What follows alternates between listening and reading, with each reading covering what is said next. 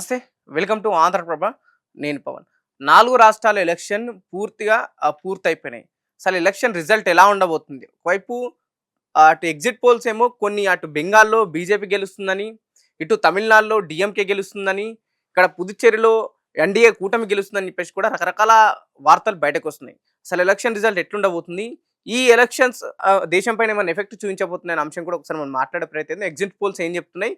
Exit polls exact పోల్సా? లేకపోతే exit poles లానే ఉండబోతున్నాయి అనే అంశం కూడా మనం మాట్లాడే ప్రయత్నం. మనతో పాటు బీజేవైఎం నాయకుడు ప్రవీణ్ గారు ఉన్నారు. అన్న నమస్తే. నమస్తే. అన్న ఎలక్షన్స్ అయిపోయినాయి. బెంగాల్ అయిపోయినాయి. తమిళనాడు, పుదుచ్చేరి ఎట్లా చూస్తారు ఎలక్షన్స్‌ని? ఈరోజు తమిళనాడులో కావచ్చు, పునిచ్చేరి కావచ్చు, అదే విధంగా మొట్టమొదటిగా పశ్చిమ బెంగాల్లో అక్కడ బంగ్లాదేశ్ చొరబాటుదారులు అందరూ కూడా వచ్చి మన దేశం పైన విచ్చలవిడిగా మన దేశ సంపద మొత్తం తింటూనే ఉన్నారు. వాటిని అన్నింటినీ చెడగొట్టాలని చెప్పి పశ్చిమ బెంగాల్లో మొట్టమొదటిగా మా భారతీయ జనతా పార్టీ టార్గెట్ వేసి ప్రతి ఒక్క కుటుంబాన్ని కలిసి పశ్చిమ బెంగాల్ ని కాపాడుకోవాలి, పశ్చిమ బెంగాల్ సురక్షితంగా ఉండాలంటే భారతీయ జనతా పార్టీ ఉండాలని చెప్పి చాలా ఒక 4-5 సంవత్సరాలుగా గత ఎలక్షన్ పూర్తయినప్పటి నుంచి మేము మంచి ప్రతిపక్ష పాత్రలో ఉన్నాం. అప్పటి నుంచి కూడా మేము వర్కౌట్ చేసుకుంటూ వస్తున్నాం. ఈ రోజు బంపర్ మెజార్టీ తోటి మేము గెలవబోతున్నాం పశ్చిమ బెంగాల్లో. మీకు ఎగ్జిట్ పోల్స్ లో కూడా అన్నిట్లో కూడా పశ్చిమ బెంగాల్ గెలుస్తున్నాం అని చెప్తున్నాం. అదే విధంగా అస్సాంలో గెలవబోతున్నాం. అదే విధంగా పాండిచ్చేరిలో మా ఎన్డీఏ ప్రభుత్వం రాబోతుంది. అదే విధంగా తమిళనాడులో కూడా మేము చాలా మెజార్టీ స్థానాలు గెలిచే ప్రయత్నం చేస్తా ఉన్నాం. అదే విధంగా కేరళలో కూడా గతంలో ఉన్న స్థానాల కన్నా ఎక్కువ స్థానాలు పెంచుకునే విధంగా మేము పనిచేస్తా ఉన్నాం. ముందుగా మనం పశ్చిమ బెంగాల్ గురించి మాట్లాడుకుంటే పూర్తిగా ఎగ్జిట్ పోల్స్ అన్ని కొంతవరకు బీజేపీకి అనుకూలంగా చూపిస్తున్నాయి. వైపు మమతా బెనర్జీ ఏమో అక్కడ ప్రస్తుతం ఉన్న ముఖ్యమంత్రి గారేమో మమతా బెనర్జీ చెప్తుంది ఏంటంటే ఎగ్జిట్ పోల్స్ కేవలం అటు ఎన్డీఏ కూటమి ఆర్ బీజేపీ డబ్బులు ఇచ్చి ఎగ్జిట్ పోల్స్ చెప్పించుకుంటుంది తప్ప ఎక్కడ కూడా ఇక్కడ బీజేపీకి అనుకూలంగా ఓట్లు పడలేవనే అంశాన్ని కూడా పదే పదే తెరపైకి తీసుకురావడం జరుగుతుంది. ఏం చెప్తారు? మీరు గతంలో పశ్చిమ బెంగాల్లో దీదీ గారు ఎన్నో సంవత్సరాలుగా ముఖ్యమంత్రిగా పనిచేసారు. ఆమెకు ఒక చరిత్ర ఉంది. ఎలక్షన్ జరిగిన తర్వాత ఆమె ఎప్పుడు కూడా బయటికి రాదు. ఎలక్షన్ రోజు కూడా బయటికి రాదు. ఆమె ఈసారి ఎలక్షన్ రోజు పోలింగ్ బూత్ తిరిగిందంటే ఆమెకి ఎంత భయం పట్టుకుందో అర్థం చేసుకోవచ్చు. నిన్న రాత్రి ఊటిన ఈవీఎంలు మిషన్ లేకుండా ఎత్తుకపోతారని చెప్పి కావాలని ఒక డ్రామా క్రియేట్ చేస్తూ ధర్నా నిర్వహించింది. అంటే ఆమె ఎంత భయంలో ఉంది. ఈరోజు బంగ్లాదేశ్ పార్లమెంట్ లో అక్కడ చర్చలు జరుగుతున్నాయి. భారతీయ జనతా పార్టీ పశ్చిమ బెంగాల్ గెలిస్తే మన పరిస్థితి ఏంది, మన యొక్క బంగ్లాదేశ్ వాళ్ళు అక్కడ ఇండియాకి ఎట్లా పోతారు, మనకు బార్డర్ చూపించేదే పశ్చిమ బెంగాల్ ఉన్న రాష్ట్ర ప్రభుత్వం, ఇవన్నీ కూడా చెడిపోతున్నాయి కదా అని చెప్పి ఎంత ఆందోళన చెందుతున్నారు అంటే మీరు దేశవ్యాప్తంగా ఎలాంటి చర్చ జరుగుతుందో ఆలోచించాలి. ఈ రోజు జీపీ చాలా భయంలో ఉంది. ఖచ్చితంగా మేము పశ్చిమ బెంగాల్లో గెలవబోతున్నాం. అది కూడా భారీ మెజార్టీతో గెలవబోతున్నాం. స్ట్రాంగ్ రూమ్ లో ఉన్న లాకర్స్ అన్ని మీరు తీసుకెళ్లిపోతుళ్ళు. అక్కడ మళ్ళీ ఈవీఎంల హ్యాకింగ్ జరుగుతున్న అంశం కూడా తెరపైకి వస్తుంది. బీజేపీ ఆధ్వర్యంలో ఎస్ఏఆర్ కూడా కొంతవరకు అక్కడ ఇబ్బంది పెట్టే పరిస్థితే ఉంది అని చెప్పేసి కూడా బెంగాల్లో ఉన్న కొంతమంది మాట్లాడుతున్నారు. చెప్తున్నాం కదా, రేపు మే 4 తర్వాత రిజల్ట్స్ వచ్చిన తర్వాత ఏం రీజన్ చెప్పుకోవాలి ప్రజలకు, ఎందుకు ఓడిపోయినాం రీజన్స్ చెప్పుకోవాలంటే ఏ రీజన్స్ లేవు. వాళ్ళు చేసిన అవినీతి వల్లనే ఓడిపోయారు. అట్లా చెప్పలేరుగా మేము అవినీతి చేసాం ఓడిపోయినామని. ఈవీఎం ట్యాపరింగ్ అయిందని, ఇంకోటి అయిందని, ఈవీఎంలు ఎత్తుకపోయారని, ఇట్లా ఏదో ఒక మాట చెప్పాలని చెప్పి ఈ ముందే ఒక 2-3 రోజుల ముందే ధర్నాలాగా నిర్వహిస్తే రేపు ప్రజల నుంచి తప్పించుకోవచ్చు అని చెప్పి దీదీ ప్లాన్ చేస్తుంది. ఎక్కడ కూడా అలాంటి ప్రయత్నం చేయలే. ఒకవేళ ఈవీఎం రేపు పొద్దున పశ్చిమ బెంగాల్ వాళ్ళే గెలిస్తే మాత్రం ఈవీఎంలు కరెక్ట్, భారతీయ జనతా పార్టీ ఓడిపోతే గెలిచిందనుకో ఈవీఎంలు ట్యాపరింగ్ అంటారు. ఇది ఒక పరిపాటిగా అయిపోయింది.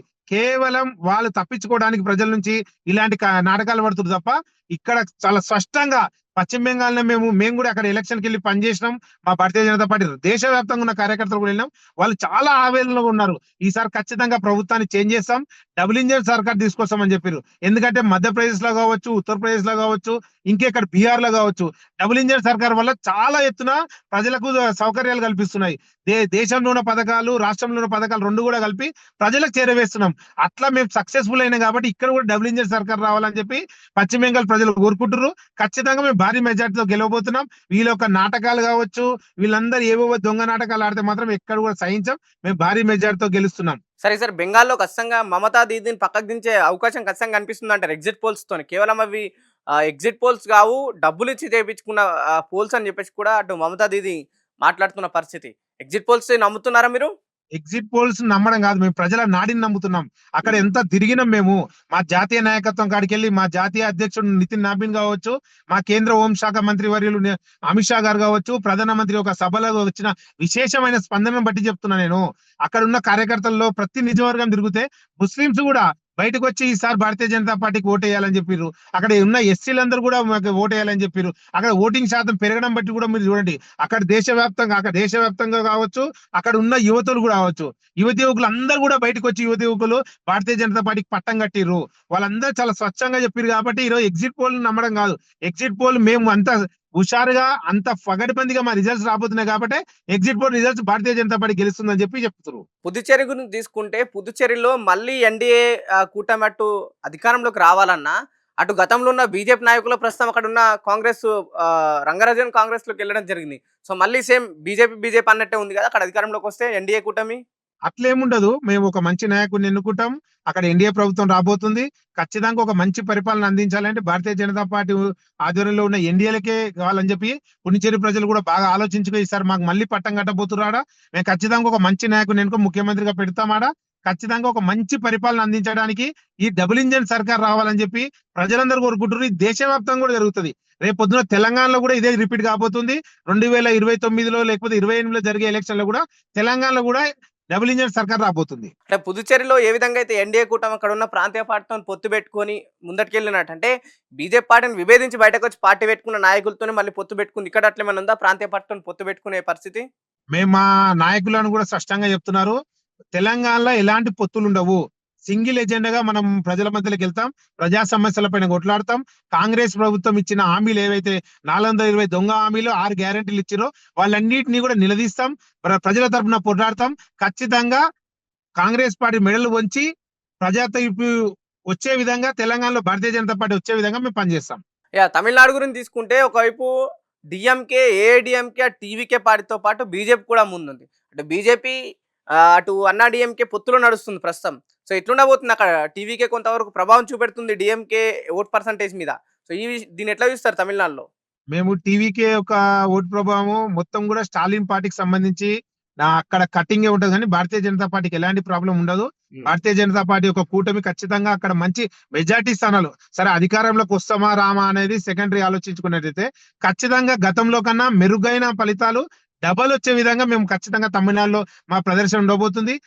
అదృష్టం బాగుండి ప్రజల నుంచి మంచి దీవెనలు ఉంటే ఒకవేళ బీజేపీకి అనుకూలంగా కొంతవరకు ఓటు శాతం పెరుగునా సీట్లు వచ్చినా అటు టీవీకేతోని ప్రభుత్వం ఫామ్ చేసే అవకాశం ఉంది. ఎందుకంటే బీజేపీ పొత్తుతోనైతే వెనుకకు వచ్చే పరిస్థితే ఉండదు. ఏదేమన్నా సరే ముందుగా అధికారం అయితే అంటే ప్రభుత్వం అయితే ఫామ్ చేద్దామనే అంశం పక్కాగా చూస్తుంది. ఎస్, అందుకే అంటున్నాను. మా ప్రజలు చాలా సైలెంట్ గా ఓటింగ్ చేశారు. తమిళనాడులో చాలా సైలెంట్ ఓటింగ్ జరిగింది. అక్కడ మీరు అన్నట్టు ఎగ్జిట్ పోల్స్ కూడా ఎవరు కూడా కరెక్ట్ అంచనా వేయలేకపోయారు తమిళనాడు విషయంలో. ఖచ్చితంగా మా భారతీయ జనతా పార్టీ జాతీయ నాయకత్వం కరెక్ట్ ఆలోచించి వీళ్ళకి నాయకత్వం వహించాలి. మంచి తమిళనాడులో మంచి ప్రభుత్వం రావాలంటే అక్కడ పొత్తుల అవకాశం ఉంటే పొత్తులు కూడా ఆలోచిస్తారు. పొత్తులు ఆలోచించి అక్కడ మంచి ముఖ్యమంత్రిని నియమించుకొని మంచి పరిపాలన అందించాలనుకున్నప్పుడు తమిళనాడులో కూడా అలాంటి విధంగానే పనిచేస్తాం మేము.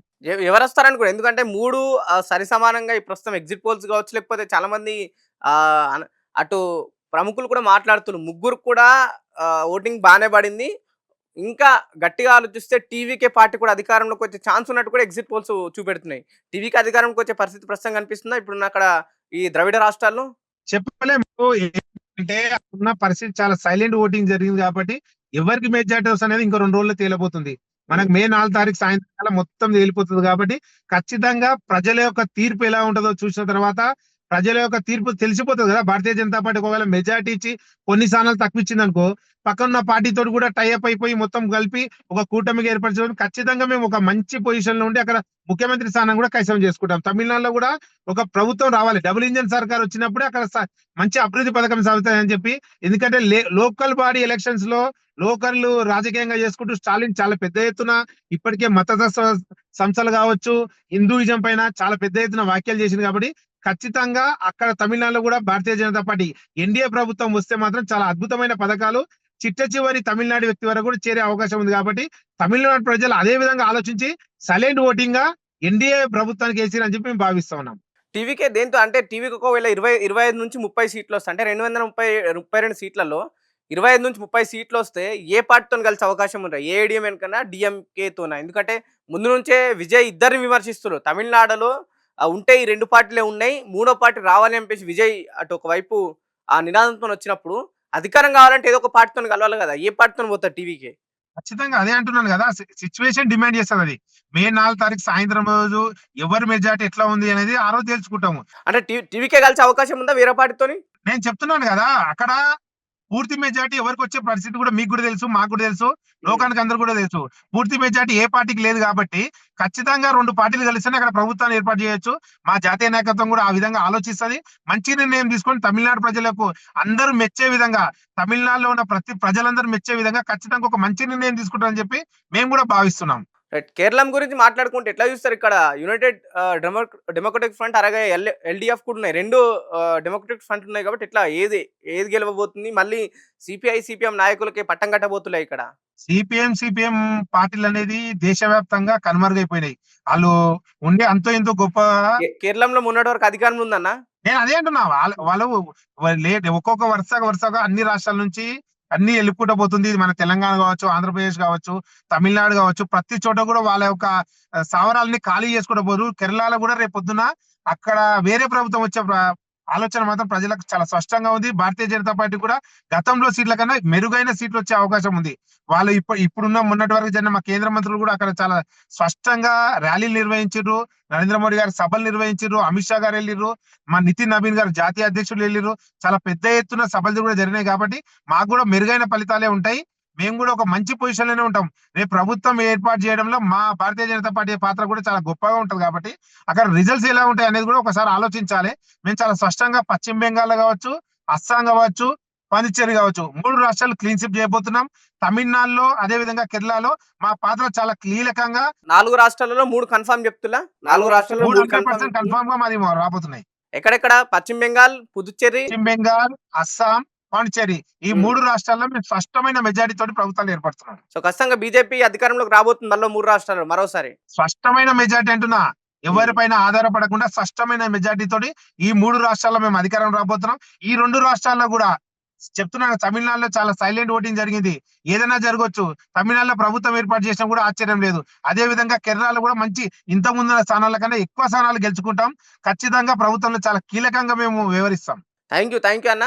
ఈ 5 రాష్ట్రాలలో 3 రాష్ట్రాల్లో ఖచ్చితంగా బీజేపీ అధికారంలోకి రాబోతుంది. ముందుగా అటు పశ్చిమ బెంగాల్, పుదుచ్చేరి, అస్సాంలో మాత్రం బీజేపీ సింగిల్ లార్జెస్ట్ పార్టీకి అధికారంలోకి రాబోతుంది. మంచి మెజారిటీతో అని చెప్పేసి కూడా బీజేపీ నాయకులు ప్రవీణ్ గారు చెప్పడం జరుగుతుంది. సో చూద్దాం మే 4 రోజు ఏ విధమైన రిజల్ట్ వస్తుంది, ఎవరు అధికారం చేజిక్కించుకోబోతున్న అంశం కూడా మనకు అసలు వేచి చూడాల్సిన అవసరం ఉంది. చూస్తూనే ఉండండి ఆంధ్రప్రభ.